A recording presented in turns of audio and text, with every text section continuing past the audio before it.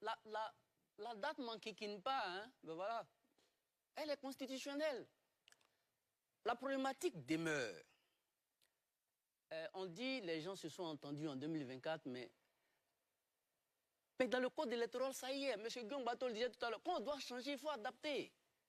Le sentiment d'injustice est à la base de tout ce qui contribue à éroder la cohésion sociale. Vous savez, avant, les élections étaient organisées par le ministère de l'Intérieur. C'est cela. Voilà. Ça faisait partie d'une des revendications du Front républicain. Front En républicain 1995. en 1995. Ça fait partie des raisons pour lesquelles ils ont boycotté les élections. Donc en 2000, c'est pour dire que les élections ont un rôle très déterminant. Donc quand la structure qui la dirige, bon, on n'a pas à lui faire confiance. Mais il nous doit des comptes. Il est payé avec notre argent, M. Guillaume Bateau. Il est payé avec notre argent. Et il n'est pas coupable, mais il est responsable. Même s'il est avec plusieurs partis politiques, la responsabilité, ce n'est pas la culpabilité. Hein. Responsable, je crois que ça vient du latin respondere, qui veut dire répondre d'exact. C'est M. Quibet qui répond d'exact. Mais quand quelqu'un qui doit répondre d'exact nous dit quelque chose en avril et vient dire le contraire, mais nous, on a l'impression, ce n'est pas une impression, dans les faits, il applique la loi selon ses intérêts. Le problème, ce n'est pas la date. Respecter la Constitution, je ne pense même pas que ça gêne certains Ivoiriens. D'ailleurs, c'est ce qui est normal. Mais quand on veut appliquer la loi, le professeur Noboul a dit tout à l'heure, moi j'allais en revenir. Monsieur Quibert, son mandat prend fin septembre. S'il vous plaît. Logiquement. Pardonnez? Non, continuez. Son mandat prend fin 30 septembre. Le 30 septembre.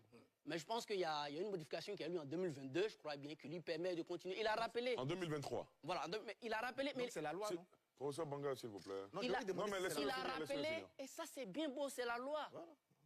Qu'il rappelle aussi que la révision se fait annuellement, qu'il applique. Parce que quand on ne fait pas une révision, qu'est-ce qui a empêché de faire une révision cette année?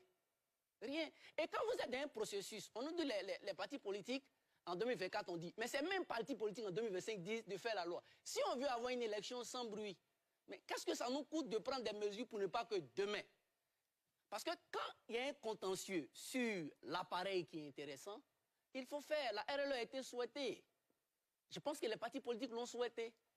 Et tout ce qui contribue au toilettage de la liste électorale n'est pas malvenu. Donc, je veux rappeler, le problème, ce n'est pas l'application de la loi. Que les élections aient lieu le 27, ça ne gêne pas. Voilà, ce n'est pas ça le problème.